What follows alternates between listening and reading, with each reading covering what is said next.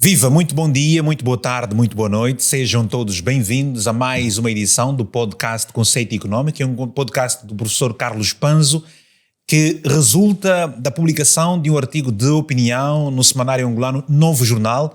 Esta publicação foi feita no dia 2 de junho e você, claro, pode também ler esta publicação na íntegra em www.novojornal.co.ao.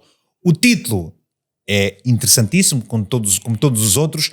O Pintainho Calimero, talvez você se recorde daquele desenho animado, exatamente isso. O Pintainho Calimero, Angola entre o discurso e a realidade económica. Professor Carlos Panzo, bem-vindo, um abraço fraternal. Obrigado mais uma vez. Ora, no artigo de opinião recupera-se a figura do Pintainho Calimero, uma personagem aparentemente infantil, para fazer uma crítica económica bastante pujante, séria. Porquê? Mais uma vez, recorremos sempre à metáfora para fazer a introdução dos nossos artigos de opinião, para analisar.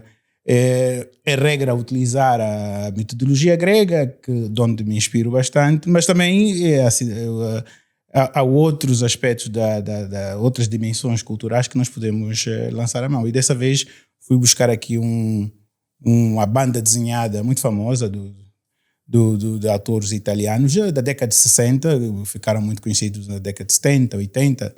Eu sou dessa geração e vi muito.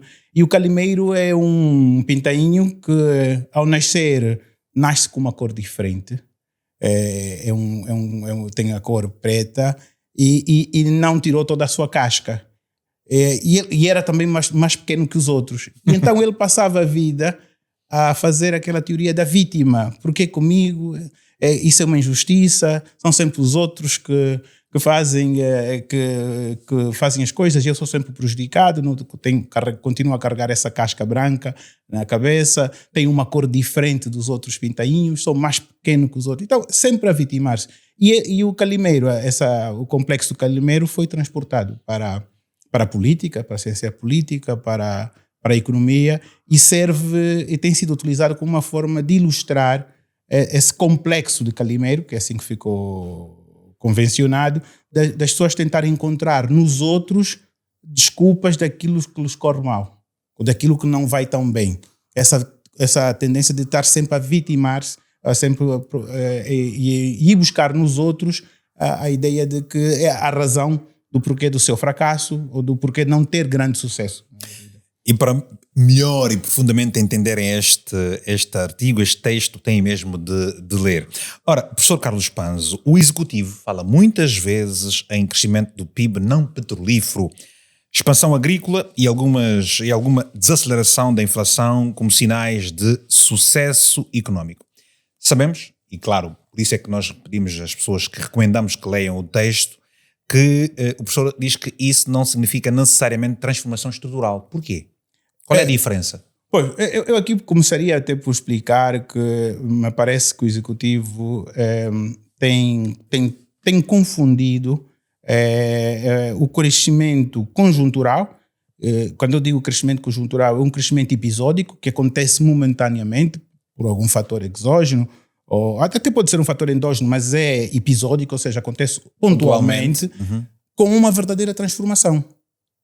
E o que nós fizemos neste artigo de opinião, e que queria discutir aqui com os nossos internautas, é fazer o exercício de olhar para o relatório da missão do artigo 4 do Fundo Monetário Internacional, que foi publicado agora em maio de 2026, sobre Angola. E lá, nesse relatório, faz-se um conjunto de avaliações, reconhece que há melhorias em algumas áreas, não estamos aqui a dizer que não, principalmente do lado macroeconómico, conseguiu-se controlar a inflação, já não está no pico explosivo que nós tínhamos em 2008, 2020, 2019, 2020, na altura do Covid, tivemos um pico de inflação muito alto.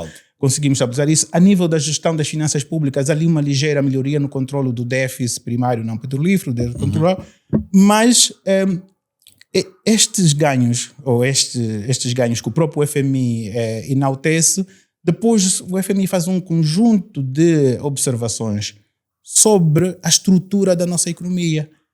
os desafios estruturais que a economia ainda enfrenta. E aqui é que nasce então o paradoxo que eu queria chamar a atenção. Se nós fizermos o mesmo exercício, pegarmos no mesmo relatório do Fundo Monetário Internacional referente a 2018, nós vamos dar conta que, retirando os ganhos marginais de estabilização macroeconómica, os desafios estruturais da nossa economia persistem.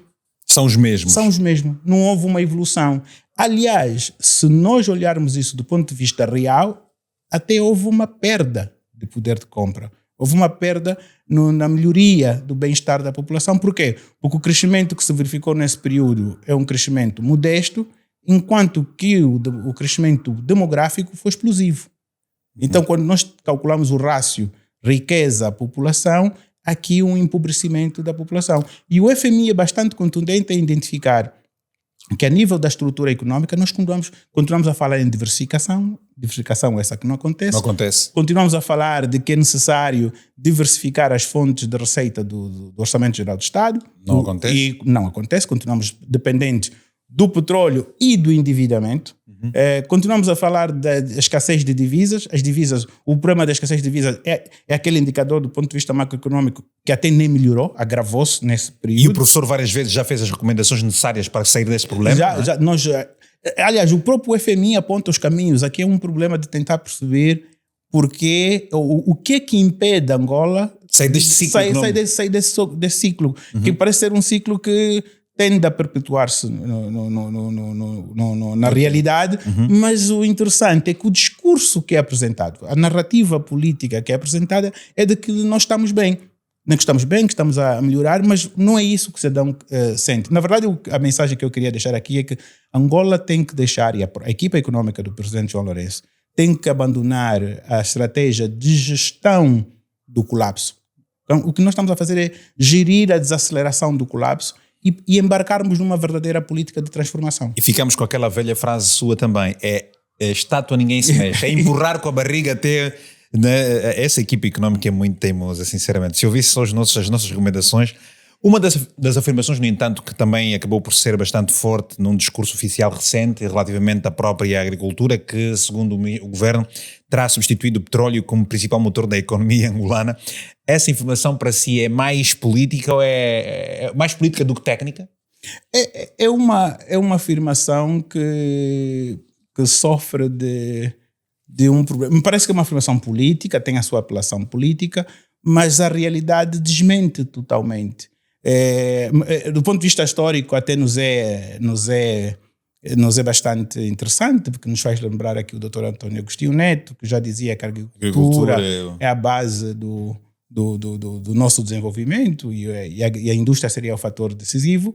É uma realidade, é um objetivo nobre, mas na prática não é isso que acontece. O motor de uma economia tem que ser capaz de gerar empregos formais, pagar salários competitivos, mais altos, ser um dos maiores contribuintes da receita tributária do executivo, ser gerador de divisas, e claramente que não é preciso ser economista ou ter muita formação para perceber que a agricultura está longe de preencher esses requisitos.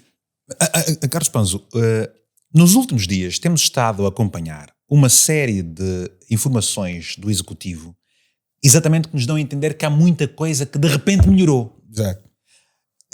Melhoraram de facto ou é porque estamos mais perto das eleições e é um conjunto de promessas muito bonitas e tudo mais, passar o verniz onde realmente há óleo de motor escuro? Nós já não me lembro qual, mas num dos nossos podcasts já tínhamos anunciado que isso iria acontecer, porque à medida que nós nos aproximamos de 2027, uma data que vai marcar uma mudança, uma certa mudança, e é também um período eleitoral, e é normal em quase todos os governos tentar apresentar resultados ou, na ausência deles, construir uma narrativa que tenta esconder os verdadeiros desafios. Então o que nós estamos a ser inundados com dados que tentam transmitir a ideia de que a economia está numa trajetória de crescimento robusto, que estamos de facto a diversificar a nossa economia, mas eu queria chamar a atenção às pessoas o seguinte: não confundir crescimento com transformação.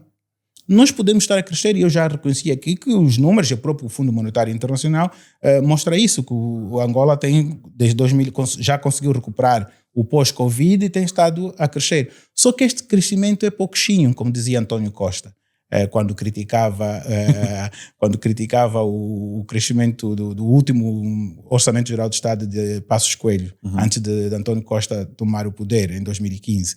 É pouquinho. E é pouquinho porque... Deixa eu dar só aqui uma ideia para os nossos internautas terem.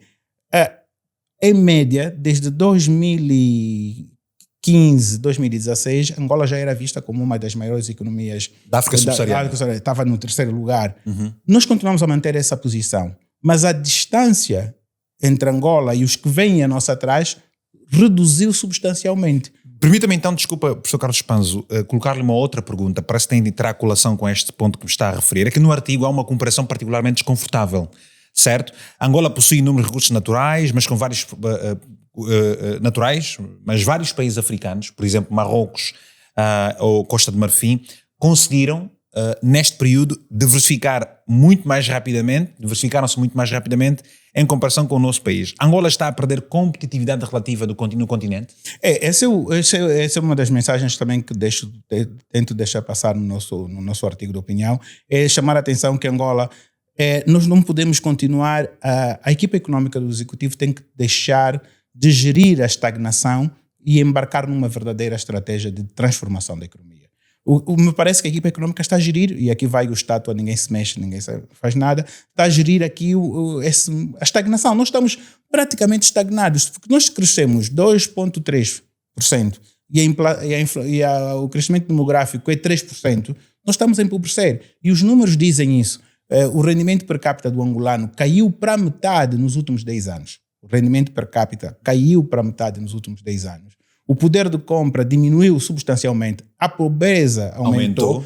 1 em cada 3 angolanos é pobre, e desses pobres, 44% estão em pobreza extrema. Isso são indicadores que só foram vividos no período de guerra. No período pós-guerra, nós não tínhamos esses indicadores. E os números sustentam esse cenário. Ou seja, nós temos estado a crescer, mas esse crescimento que o governo tanto faz propaganda sobre esses números é um crescimento fraco perante a nossa necessidade. E o pior é que quem vem a nós atrás cresce mais do que nós. Então a distância entre nós e aqueles que vêm a nós atrás estão a diminuir. E eu posso aqui afirmar que se Angola continuar com a sua trajetória de crescimento atual, em 2026, 2028, deixaremos de ser a 3ª maior economia na África subsaariana. Porque países como o Quênia, países como a Etiópia, a Costa do Marfim vão passar por nós com muita facilidade. A Etiópia está previsto crescer 9% em 2026. Muito perto daquilo que Angola cresceu depois da guerra. Depois da guerra. Nós chegamos a ter taxa de crescimento acima de 20%. Uau. Okay? E nós hoje estamos a crescer 2%. A Etiópia vai crescer 9%. A Costa do Marfim vai crescer 6%. Angola vai crescer 2%. Agora, se o Executivo tem trazido um comunicado que contrasta em parte com as expectativas económicas e tem trazido um comunicado bastante otimista, eu pergunto, isso não pode prejudicar a credibilidade institucional? Pode, não. Prejudica, e nós conseguimos ver isso na atração de investimento público. De novo, continuamos a verificar, e as instituições públicas publicam que Angola continua a atrair investimento direto estrangeiro para Angola, mas ainda o crescimento é saudável, é positivo, mas é insuficiente. Nós precisamos de realmente ter um programa de transformação da economia. Aliás, a mensagem que eu deixo aqui para o futuro, porque me parece que, nós já também discutimos isso aqui, me parece que a atual equipa económica sob liderança do presidente João Lourenço não vai a tempo de corrigir o tiro. Até 2027 nós não vamos entrar numa trajetória de transformação da economia. E parece que João Lourenço quer mais ficar no poder, manter o lugar, do que na verdade contribuir para aquilo que... Me parece que o foco nos últimos tempos tem sido muito político, muito na manutenção política, e poucas medidas do lado económico. Do lado económico tem havido poucas políticas. Angola precisaria de algo que os países do sul da Europa têm estado a viver com PRR, que são os programas de resiliência e recuperação. Angola precisa de uma coisa mais ou menos idêntica.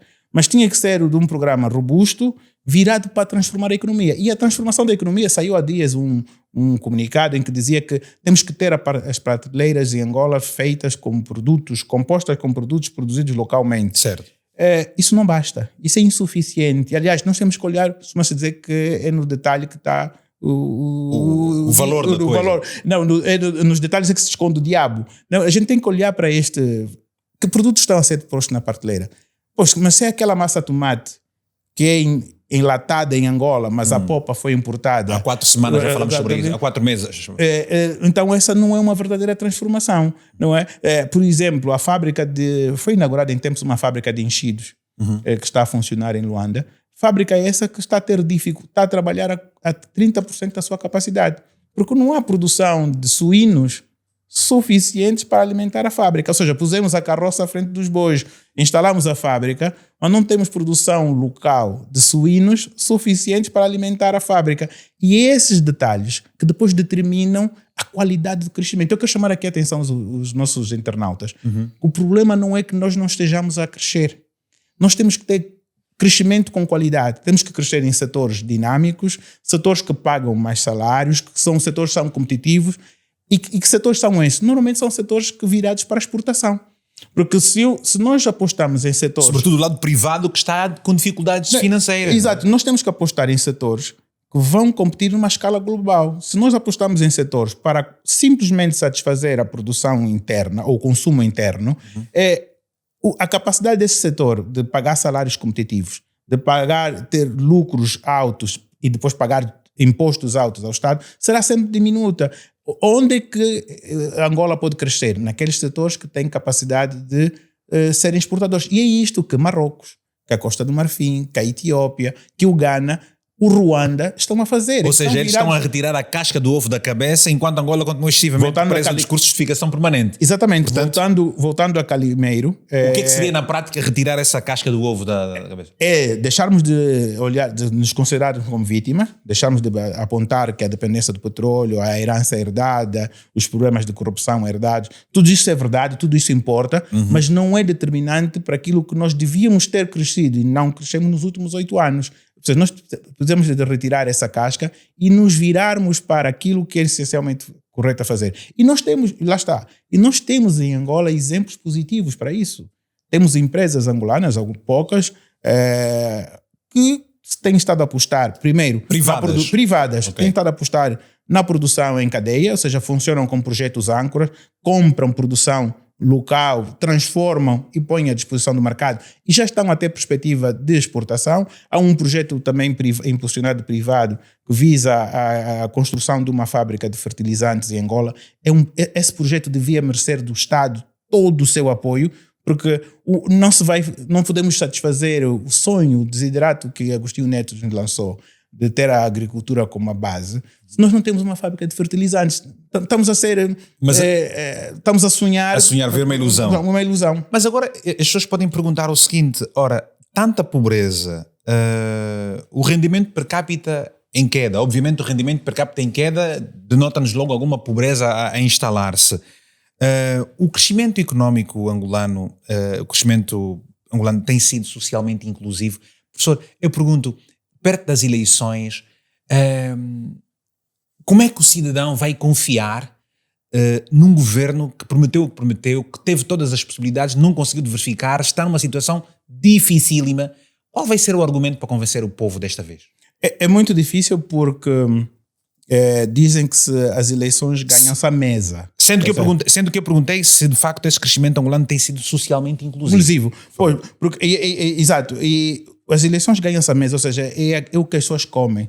Se eu tenho fome, o meu primeiro indicador para avaliar o desempenho de uma economia é se eu tenho, ao final do dia, quando eu chego a casa, consigo comer e dar de comer os meus.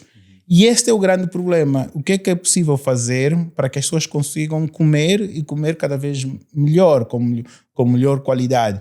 E a única forma de fazer isso é dar emprego. Mas não é dar emprego em que as pessoas ganham 100 mil kwanzas, porque com 100 mil kwanzas não se sustenta uma família.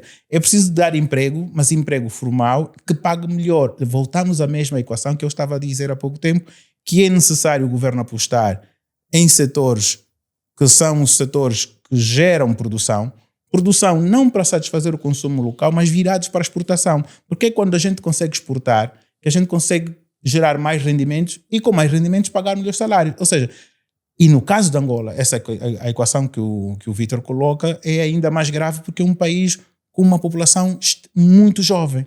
O continente e é uma questão do continente, é uma questão que do próprio continente africano tem essa particularidade. Angola não é exceção. Claro. Muito jovem. E jovem é esse que está ou desempregado ou empregado de forma precária. E é isto que vai determinar a avaliação que esse Ou seja, ele não contribui para o desenvolvimento da economia porque está no mercado informal. Está no mercado informal. Então agora pergunto, qual tem sido, no seu entender e em função daquilo que nos descreve e traz como opinião no texto Novo Jornal do passado dia 2 de junho, como é que qual tem sido o maior obstáculo de Angola para competir industrialmente no continente? Eu acho que Angola é um país dos mais abençoados no mundo. E em quase todos os níveis, né? Em quase todos os níveis, desde o posicionamento geográfico, água, tem recursos naturais e minerais. O que é que nos falta? É uma estratégia. Faltam-nos pessoas capazes a liderar, que ponham os recursos, incluindo os recursos humanos, o capital humano, porque antes destes recursos que eu estive aqui a enumerar, naturais e minerais, ainda temos um outro recurso que é mais importante, que é o capital humano. Essa juventude que eu referi, que somos uma população muito jovem, isto é um fator importante.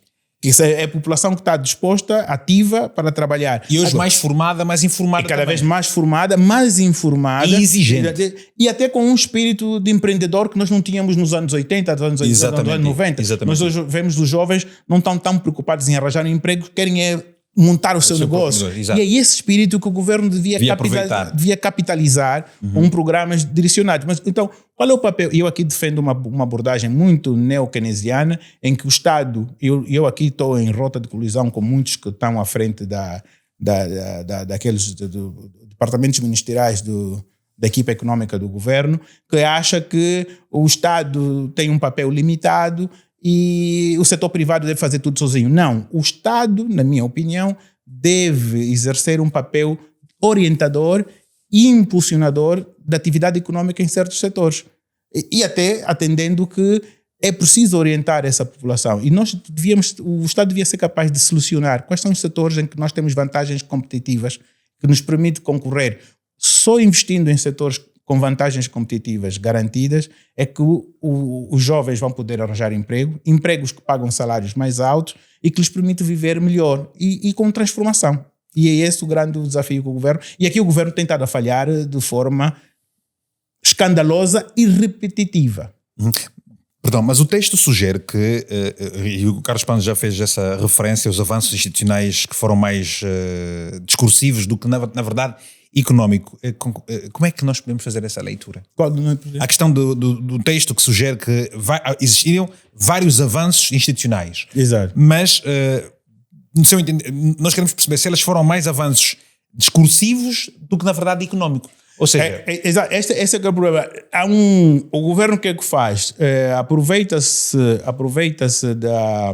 dos ganhos marginais, mas reais, a nível da estabilidade macroeconómica, mas esquece-se que a estabilidade macroeconómica é uma condição necessária, mas não suficiente. Não basta ter estabilidade macroeconómica, é preciso depois aproveitar. Mas o governo consegue, e aqui tem uma máquina bastante eficiente, tentar montar uma narrativa de dizer que estamos numa trajetória suficiente. Ou seja, um exemplo clássico é não basta, e temos visto o governo a fazer um esforço muito grande, e é de parabenizar, de tentar renovar a frota dos aviões da TAG. É meritório fazer esse esforço, mas os serviços prestados pela TAG não melhoram. E é esse contraste que nós temos que ter cuidado. Ou seja, não basta ter comprado os aviões, não basta ter construído um novo aeroporto, é preciso fazer muito mais. E nós não nos podemos contentar com isso, nós temos que exigir mais. Outro exemplo, é verdade que o governo conseguiu algo com muito mérito, nós aqui já elogiamos, foi o corredor do Lobito, até com uma solução financeira bastante interessante, mas nós não podemos ficar sentados em cima disso, nós precisamos de ir mais longe, porque se nós não formos mais longe, os nossos concorrentes ao lado estão a ir. Há pouco tempo eu disse que a Etiópia cresce 9%. Mas há depois outras companhias de madeira também, outras companhias também estão a deixar de voar para Angola. Isso também é um indicador de alguma... Lá está, não basta a TAG ter aviões novos, não basta termos um aeroporto novo, há algo mais que é preciso fazer e é isso que o governo tem que fazer. E por isso é que eu chamo a atenção no que é preciso mudar mentalidades económicas. Nós temos que ser virados para a concorrência, para sermos competitivos numa escala global. Perante uma pressão conjuntural, perante essa situação dos números que nos apresentam, professor Carlos Panzo, eu quero perceber quais são os riscos que este governo corre no curtíssimo prazo, caso não satisfaça essa expectativa da população e essa pressão da juventude sobretudo. Nós temos a particularidade, e graças a Deus que assim o é, de sermos um povo pacífico. Porque a abundância de recursos que o país tem, as oportunidades que o governo vai desperdiçando em outras partes do continente africano, isso era suficiente para termos tumultos e outras questões, que ainda bem que em Angola isso não acontece. Eu acho Até que aí é um privilégio também. Eu acho que, na verdade, e é por isso é que eu digo que não sei muito bem qual é a estratégia do partido no governo, que vai implementar e como é que vai se apresentar às eleições de 2027, porque o julgamento é feito em função daquilo que as pessoas têm à mesa. E aquilo que as pessoas têm à mesa hoje é muito pouco. Aliás, voltamos aqui, 1 em cada 3 angolano é pobre, vive abaixo da pobreza. E 44% desses está em extrema pobreza. Angola vai crescer em 2026, vai crescer metade do que está previsto para a média da África subsaariana. Uau. Okay? A média da África subsaariana vai crescer acima dos 4%. Nós vamos crescer 2,1%. Okay? Rigorosamente vamos crescer 55% daquilo que a média africana vai crescer. E isto é pouco. E é isto que nós temos que olhar. E lá está, quando eu digo que nós andamos a gerir a desaceleração do colapso, ou seja, já não estamos em recessão. Já não estamos em recessão. E isto é muito bom. E o governo quer fazer propaganda disso. Não estamos em recessão, estamos a crescer. Sim, estamos a crescer 2%, mas o nosso concorrente está a crescer 9%. Está a crescer 6%. E nós temos que crescer mais. E o que é preciso fazer? É termos um programa de transformação que esta equipa económica de João Lourenço, principalmente depois de 2022, foi completamente incapaz de fazer. E pior, montou um discurso, uma narrativa de vender-nos uma industrialização fake, que nós hoje conseguimos ver que as fábricas existem, mas os salários são precários. As fábricas existem, mas não pagam a contribuição para os cofres do Estado, como os impostos, é nula. Então, que diversificação é essa? Bom, antes de falar, tenho aqui uma pergunta que está no texto, que é incómoda, como se diz. Os outros correram muito ou fomos nós que andamos demasiado devagar? Eu coloco essa pergunta, mas deixo já a minha resposta. Nós corremos bastante devagar. É de salutar que a Etiópia cresça 9%, é de salutar que a Costa de Marfim cresça 9%, que Cabo Verde cresça 4%, é de salutar, eles estão a fazer bem. Nós, com todo o potencial que temos, humano e de recursos minerais, recursos naturais e posicionamento estratégico, só crescemos 2%, é muito pouco. Ou seja, nós estamos a ser incompetentes nós somos incompetentes em implementar um programa de verdadeira transformação e somos muito competentes a gerir a desaceleração do colapso. Estamos cada vez mais distante do colapso, é verdade. Estamos a fazer isso. O colapso está a ficar cada vez mais distante. Mas isso é muito pouco. Professor Carlos Panzo, quero perceber o seguinte: de que forma é que esses escândalos, essa incerteza no panorama político também incidem, e é uma pergunta paralela ao que está no texto, incidem naturalmente no crescimento ou no recuo da nossa economia? Portanto, não há uma definição relativamente se Higino Carneiro vai ou não conseguir participar do Congresso. Não sabemos não se o Presidente o que é que quer, quem vai indicar, não vai indicar. Há os escândalos com situações privadas que depois tornam públicas, têm incidência, caso João Martins, por exemplo, na vida política. De que forma é que isso impacta na economia nacional? Ou não tem impacto nenhum? O caso do camarada João Martins não tem impacto nenhum na economia, mas o caso, por exemplo, da indefinição política do cenário tem impacto e vê-se no adiamento de investimento. Okay. Talvez os investidores, nós precisamos, para crescer, precisamos de todos os angolanos engajados a crescer, precisamos do governo a transferir recursos do setor petrolífero, utilizar mecanismos que existem para fazer chegar estes recursos ao empreendedor angolano para que possa empreender na atividade econômica, mas precisamos muito, e precisamos mesmo muito, do investimento direto estrangeiro. E o investimento direto estrangeiro é alérgico a essas incertezas políticas, não é? Aliás, os países que mais crescem em África são aqueles que conseguem vender maior estabilidade política, mesmo em mudanças. Se nós olharmos quais são os países em África que mais crescem, nós vamos olhar que, com exceção do Ruanda, os países que mais crescem em África são aqueles que têm uma estabilidade política muito clara, com alternância política normal a funcionar, e eles têm a tendência de crescer melhor. Não confiam nas instituições? Por quê? Porque os investidores estrangeiros confiam nas instituições, acreditam que aquela democracia funciona, os ciclos políticos não interferem com a atividade económica, então os investimentos vão acontecendo. Na nossa, está montada, na verdade, aqui um cenário de incerteza que pode se justificar na retração de alguns investimentos. E deixa eu dizer, retração de alguns investimentos novos, mas de quem já lá está, eu falo aqui do setor petrolífero, que não investe mais porque fica à espera do que é que vai acontecer em 2027. E nós temos essas informações. E o tempo não para. Portanto, este é o podcast Conceito Econômico. Chegamos mesmo aos 30 minutos que temos uma vez por mês, e eu vou encerrar com uma citação que o professor Carlos Panzo faz no texto de opinião publicado agora no dia 2 de junho no Novo Jornal. Diz o seguinte, e cito, Peter Drucker dizia: nada é tão inútil quanto fazer com eficiência aquilo que não deveria ser feito, porque no fim, administrar competentemente a estagnação não é transformar em desenvolvimento, apenas a torna mais confortável, mais sofisticada e politicamente mais apresentável. É isso. É verdade, esta é exatamente a que nos questão. Acontece, não é? Nós temos que sair desta estagnação. Estamos a gerir estagnação. O que nós precisamos é transformação. Muito bem. Portanto, ficamos por aqui. O tema de hoje foi o Pintainho Calimero, Angola, entre o discurso e a realidade económica. Este é o programa, o podcast Conceito Econômico.